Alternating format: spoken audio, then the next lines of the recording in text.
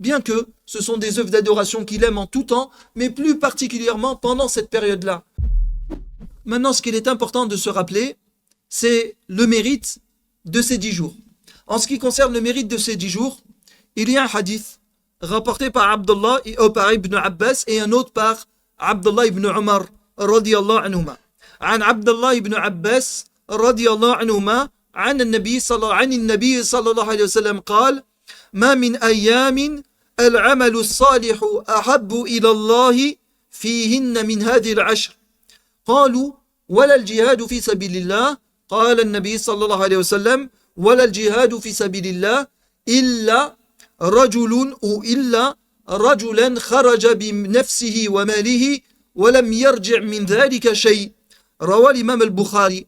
Et donc, parmi les hadiths qui montrent les mérites de ces jours, c'est qu'il a été rapporté selon Ibn Abbas que le prophète sallallahu alayhi wa sallam a dit: pas de jour où les œuvres pieuses sont plus aimées auprès d'Allah subhanahu wa ta'ala que ces 10.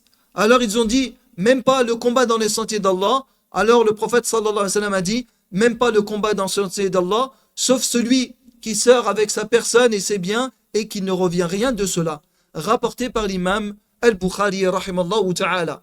Et donc dans ce hadith, le prophète sallallahu alayhi wa sallam nous informe que les œuvres qui sont effectuées pendant ces 10 jours sont plus aimées auprès d'Allah ou sont le plus aimées auprès d'Allah subhanahu wa ta'ala.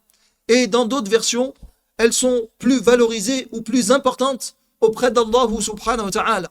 Tout cela pour montrer que les œuvres qui sont effectuées pendant ce 10 jours de Dhul Hijjah, elles sont bonifiées auprès d'Allah subhanahu wa ta'ala.